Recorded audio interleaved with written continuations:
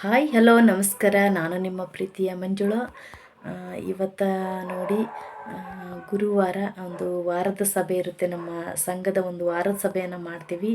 ಅಂದರೆ ದುಡ್ಡನ್ನು ಕಟ್ಟೋದು, ಧರ್ಮಸ್ಥಳದ ಒಂದು ಸಂಘಿನ ಒಂದು ವಾರದ ಸಭೆ ಇರುತ್ತೆ. ಅದನ್ನು ಯಾವ ರೀತಿಯಾಗಿ ಮಾಡ್ತೀವಿ, ಹಾಗೆ ಮಕ್ಕಳು ಕೂಡ ಮನೆಯಲ್ಲಿ ಯಾವ ರೀತಿಯಾಗಿ ಓದ್ತಾರೆ ಅನ್ನೋದನ್ನು ನಾನು ಈ ವಿಡಿಯೋದಲ್ಲಿ ತೋರಿಸಿದ್ದೇನೆ. ಈ ವಿಡಿಯೋನ ಸ್ಕಿಪ್ ಮಾಡದೆ ಕೊನೆವರೆಗೂ ನೋಡಿ. ಹಾಗೆಯೇ ಇನ್ನೂವರೆಗೂ ಯಾರು ನನ್ನ ಚಾನಲ್ಗೆ ಸಬ್ಸ್ಕ್ರೈಬ್ ಆಗಿಲ್ಲಲ್ರಿ, ದಯವಿಟ್ಟು ಸಬ್ಸ್ಕ್ರೈಬ್ ಆಗಿ ಪಕ್ಕದಲ್ಲಿರೋ ಬೆಲ್ ಬಟನನ್ನು ಕ್ಲಿಕ್ ಮಾಡಿ. ನಾನು ಹಾಕ್ತಕ್ಕಂಥ ವಿಡಿಯೋ ನೋಟಿಫಿಕೇಷನ್ ನಿಮ್ಗೆ ಬರ್ತೈತಿ. ಬನ್ನಿ ಹಾಗಾದರೆ ನೋಡೋಣ ಇವತ್ತಿನ ಲಾಗಲ್ಲಿ ಏನೇನಿದೆ ಅಂತ ಹೇಳಿ ತೋರಿಸ್ಕೊಡ್ತೀನಿ. ಇವತ್ತು ನೋಡಿ ಗುರುವಾರ ಇರೋದ್ರಿಂದ ನಾವು ಧರ್ಮಸ್ಥಳ ಸಂಘದ ಒಂದು ವಾರದ ಸಭೆಯನ್ನು ಮಾಡ್ತಾ ಇದ್ದೇವೆ. ಹಣವನ್ನು ಕಟ್ಟಿಬಿಟ್ಟು ಎಲ್ಲರೂ ಹಣವನ್ನು ಕಟ್ಟಿಬಿಟ್ಟು ಈ ರೀತಿ ವಾರ ವಾರ ನಾವು ವಾರದ ಸಭೆಯನ್ನು ಮಾಡ್ತಾ ಇರ್ತೀವಿ. 10 ಜನದ ಒಂದು ಸಂಘ ಇದು. ಇದರಲ್ಲಿ ನಾವು ಸಾಲವನ್ನು ತೆಗೆದುಕೊಂಡು ಶಿಕ್ಷಣಕ್ಕೆ, ಮಕ್ಕಳ ಮದುವೆಗೆ, ಪ್ರತಿಯೊಂದು ಒಂದು ಆರ್ಥಿಕ ಪರಿಸ್ಥಿತಿನ ಸುಧಾರಣೆ ಮಾಡಲಿಕ್ಕೆ ನಾವು ಇದರಲ್ಲಿ ಸಾಲವನ್ನು ತಗೊಳ್ತೀವಿ. ಬಡ್ಡಿನೂ ಕೂಡ ತುಂಬ ಕಡಿಮೆ ಇದೆ, ನೋಡಿದ್ರಲ್ಲ. ಹಾಗೆ ನಮ್ಮ ಮಕ್ಕಳು ಯಾವ ರೀತಿ ಓದ್ತಾರಂತ ಹೇಳಿ ನೋಡಿ ಬನ್ನಿ.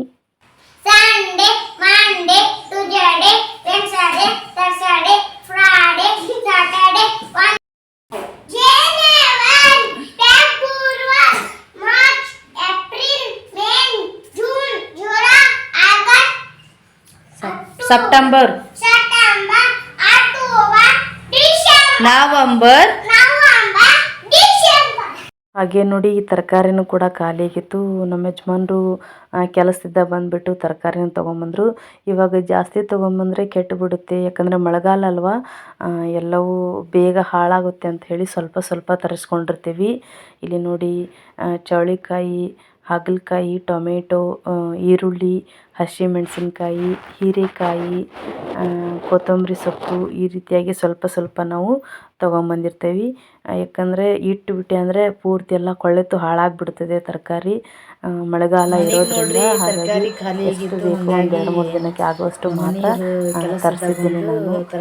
ಇವಾಗ ತಾನೇ ನಮ್ಮ ಯಜಮಾನ್ರು ಕೆಲಸದಿಂದ ಬಂದುಬಿಟ್ಟು ಈ ಒಂದು ತರಕಾರಿನ ತೊಗೊಂಬಂದರು. ಹಾಗೆ ನಮ್ಮಲ್ಲಿ ಸಂತೆ ಕೂಡ ಇತ್ತಲ್ಲ, ಆ ಸಂತೆಯಲ್ಲಿ ಹೋಗ್ಬಿಟ್ಟು ತರಕಾರಿ ತೊಗೊಂಬಂದರು. ನೋಡಿ ನಮ್ಮ ಭರತ್ಗೆ ಸ್ಕೂಲಲ್ಲಿ ಈ ವ್ಯಂಜನಾಕ್ಷರಗಳನ್ನು ಬರ್ಕೊಂಬರೋಕ್ಕೆ ಹೇಳಿದ್ರಂತೆ. ಅಂದರೆ ಕನ್ನಡದ ಮೂಲಾಕ್ಷರಗಳು, ವ್ಯಂಜನಾಕ್ಷರಗಳನ್ನು ಬರಲಿಕ್ಕೆ ಹೇಳಿದ್ರಂತೆ. ಅವನು ನನಗೆ ಸರಿ ಆಗಲ್ಲಮ್ಮ, ನೀನೇ ಮಾಡಿಕೊಡು ಅಂತ ಹೇಳಿದ. ಹಾಗಾಗಿ ಮಾಡಿ ಇವಾಗ ಅದಕ್ಕೆ ಪೇಂಟನ್ನು ಹಾಕ್ತಾ ಇದ್ದೀನಿ. ನೋಡಿ ನಮ್ಮ ಕನ್ನಡ ಭಾಷೆ ತುಂಬ ಅದ್ಭುತ. ನಮ್ಮ ಒಂದು ಕನ್ನಡ ತಾಯಿನ ನೆನೆಸ್ಕೊಂಡ್ಬಿಟ್ರೆ ಸಾಕು. ನಮ್ಮ ಕನ್ನಡ ಭಾಷೆಗೆ ಅಷ್ಟೊಂದು ಅದ್ಭುತವಾದ ಶಕ್ತಿನೂ ಕೂಡ ಇದೆ.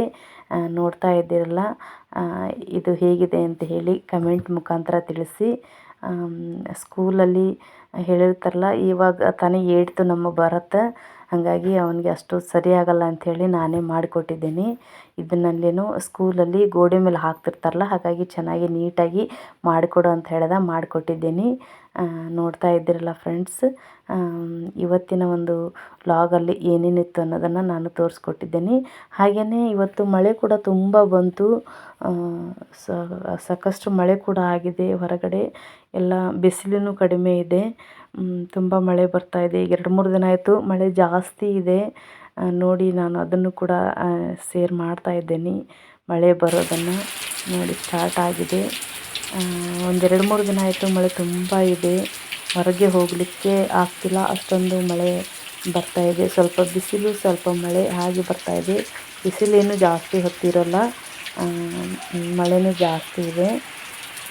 ನೋಡಿದ್ರಲ್ಲ, ಇದು ನೋಡಿ ನಮ್ಮ ಸಣ್ಣವ ಚೆಂಡು ಹೂವಿನ ಒಂದು ಮಾಲೆಯನ್ನು ಮಾಡ್ತಾ ಇದ್ದಾರೆ ಬಾಗಿಲಿಗೆ ಹಾಕಲಿಕ್ಕೆ.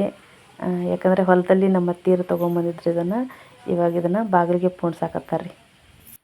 ಓಕೆ ಫ್ರೆಂಡ್ಸ್, ನೋಡಿದ್ರಲ್ಲ ಇವತ್ತಿನ ವಿಡಿಯೋ ನಿಮಗೆ ಇಷ್ಟ ಆಯ್ತು ಅಂದ್ಕೊಳ್ತೀನಿ. ಇಲ್ಲಿವರೆಗೂ ವಿಡಿಯೋನ ವೀಕ್ಷಿಸಿದಂಥ ತಮಗೆಲ್ಲರಿಗೂ ಹೃದಯಪೂರ್ವಕವಾದ ಧನ್ಯವಾದಗಳು. ಮತ್ತೆ ಇನ್ನೊಂದು ವಿಡಿಯೋ ಜೊತೆಗೆ ನಾನು ಬರ್ತಾ ಇದ್ದೀನಿ.